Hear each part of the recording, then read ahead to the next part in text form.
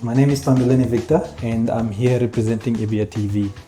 To start off, I want to find out how many of us are used to or are tired of repeating content on DSTV, multi-choice. How many of us have Netflix? How many of us know where to find Namibian content? Exactly my point. So IbiaTV is bringing Namibian stories to the world. Starting off with the problem. Next slide. So the problem is what you just described, right? Our problem is that there is a lack within the entertainment and media industry for a dedicated platform within the Namibian context.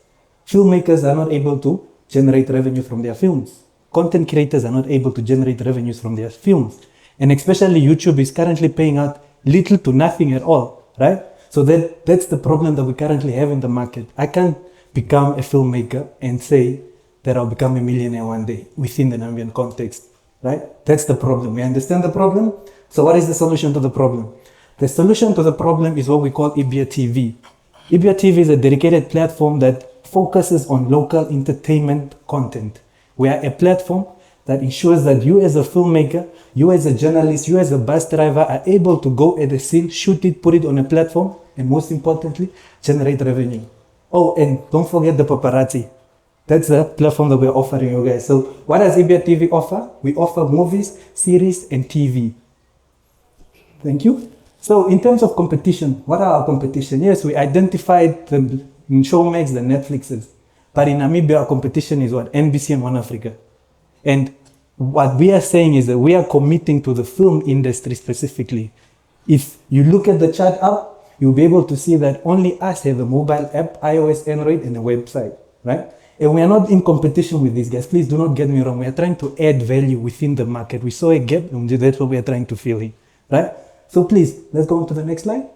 So what is our business model? Our business model is a subscription-based model, right? We have 3 plans: basic, standard, and most importantly, premium. The premium, you get it for $1,000, but for 12 months with 5 devices. So meaning you can log in on 5 different devices. Our standard plan comes for $120 per month with full access to our library. And most importantly, you get the number of screens, 3. And the basic, you get 1 screen. So with our basic, that means that if my girlfriend is logged in, I can't watch it on my PC. That's what we're offering you guys. Let's continue. So what is our target market? Our target market mostly is the students. It's the reason why we are targeting the students and the females, because we want to create the buzz. Once the buzz is out there, the working class will kick in. And once the working class kick in, the subscription will start rolling in. Let's continue. Our financial overview is IbiaTV was founded back in 2022. With our first month in operation, we generated 12,000 with 5 movies that were available on YouTube. So meaning people opted for IbiaTV instead of going to YouTube. Why? Because they wanted to support the local entertainment industry, right? And within the year 2024 to 2025, we are looking at the operational cost of 300,000. Why 300,000? This is not going to the platform. This is specifically going to the filmmakers. We want to create our own content. We want to create jobs for the families, for the sisters, for our brothers and sisters. So the investor benefits that we're offering is equity participation and most importantly, profit sharing, right, for our investors. So what that means is that if you invest in IbiaTV, you have the ability to own IbiaTV. IbiaTV is not owned by 1 people. IbiaTV is not owned by 2 people. IbiaTV is owned by its investors. And most importantly, what is IbiaTV without the social impact? We have the social impact where we are saying that we are trying to push the cultural representation. We have a lot of Namibian stories that are not yet on the big screens, right? And most importantly, also economic impact, job creation. We want to create a job for our brothers that have a grade 12 with the CE driver's license. How are we going to create that? Somebody needs to drive to a location. How are we going to get there? We need a driver. We need a cleaner. We need a makeup artist. You know it. And finally, environmental impact. Reduction of physical media usage. Currently, if we have to stream a Namibian film, you have to have it in a USB. We want to remove that. It's accessible on the internet. You don't need to run around with USBs and DVDs and CDs, right? Thank you very much. IbiaTV is by the people, for the people. And IbiaTV is Namibian TV. I just have 1 or 2 questions for you. Number 1, I saw your ask, but I guess perhaps it's a bit too early, but yeah, we'll go back again. Sorry, thanks. Like, so that's about what? 64 odd. So basically on that, I don't know if you've done a valuation of maybe what I can ask is, what is the maximum you're willing to give up in your business to get investors on board? That's the first thing. Number two is, what market validation have you done to make sure that if this platform is up, local content is there, Namibians will actually consume it and you'll be able to get a return on investment? We're willing to give up 40% of the total ownership, right? The reason why we are willing to give up 40% is that within that 40%, based on the current value of the platform, we are able to determine that what's going to come back from that 40% is actually enough to run the platform. IbiaTV was launched first in 2022 after the COVID-19 pandemic, right? And we ran for 14 months. And within that 14 months, we generated the 12,000 that is there, right? So after we saw the 12,000, a lot of people, after we put down the platform, emailed us asking where's the platform. And also we had a session at the ICT Summit where we were collecting a survey, where we did a survey, and everybody that attended the ICT Summit was actually voting for, we have proof of this, we collected the data, was voting for the 120 per month. They said it's not as cheap as Showmax and it's not expensive as Netflix, however, it's just the right price. Right? So there is that need within the market, and based off that, we believe that is validation enough for us to push the platform forward. Hence, we decided to upgrade the platform now. Thank you. My question is, I think the value proposition is good. I am interested in understanding your cost structure better. So do you get ready-made content, or do you also, like the Netflix of this world, also participate in production? How does that work? I would like to hear about the full cost. Yes, I was waiting for somebody to ask that question. Right? So we have two approaches, IbiaTV originals and international content. International content is in the sense that everything outside of IbiaTV, meaning that IbiaTV originals is content that we invest in and we build. And then international content is movies such as Katutura, for example.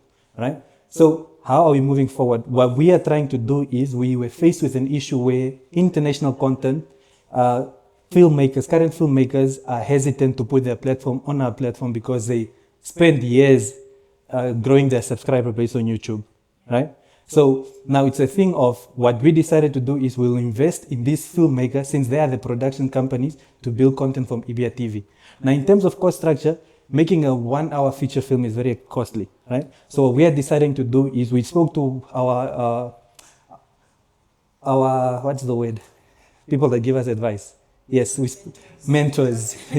We spoke to our mentors and they suggested let's focus on series rather. Because if you put in 100,000 in a movie, it's a once-off, right? But if you put in a series, you build one episode and then you wait 2 weeks to release the second episode, it builds up that traction, right? So that's how we intend to create that want within the market. And 50,000 can build a short series. We've spoken to our production companies, filmmakers, and their guys are keen to work with that limited budget because they understand that even if they create content on their own, how do they generate revenue? IbiaTV is trying to solve for that. But the way we want to solve is that, okay, we partner up with, let's say, Moko Studios, that is a filmmaker. We are IbiaTV. We give them a budget of 50,000. We have stories. We even have a story calling that is currently out now, where we are collecting content so that we can create those content and invest within those content. And this content will be exclusively for IbiaTV. Imagine in 2022, we created 12,000 from content that is available on YouTube. Imagine what we can do with content that is only available exclusively on IbiaTV. Is your platform going to allow you to take local content global? And how do you unlock that? I know the likes of Netflix are always looking for local content.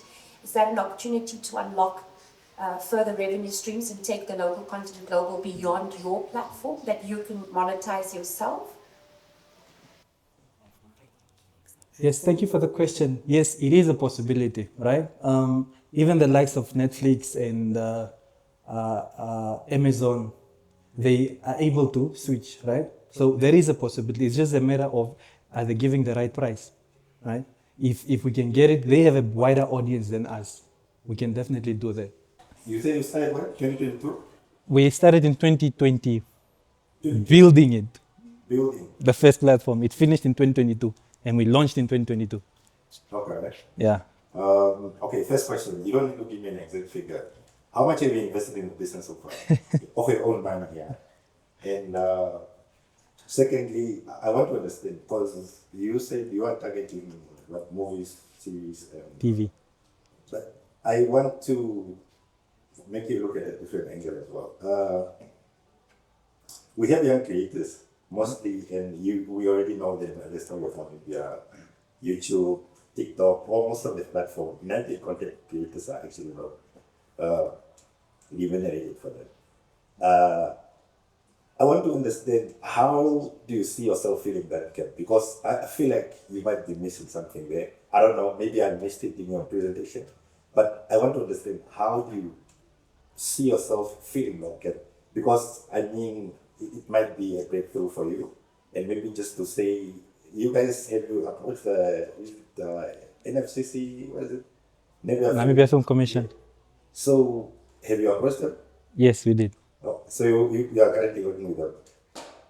I can't disclose that, but yeah. Okay. No, just for you. So, Yeah. but, okay, just think about what I asked you about how do you see yourself filling that gap for many people? Because as we are speaking right now, the creative industry is one of those sectors that people are looking at how to create employment for young people and things like that. How do you see yourself filling that gap? Think about it. Cool. Okay, first question was how much have I invested or us invested in the platform? The numbers are running around 300,000. Yeah, in terms of to bring the platform where it is now. The reason why it's that high is because our technology stack is competing against Netflix stack, right? Those guys did something right, and if you were to scan my t-shirt at the back, you'll see what I'm talking about, right? But in regards to how do we intend on filling the gap with the content creators, perfect example why we created the TV leg of our platform. Netflix only offers movies and series. We offer the TV section, right? Picture this, Marianne Pembe has a follower base. Marianne Pembe can create a channel specifically for her, right? And you can imagine where we can go. That's how we are filling that gap, right? So it's open.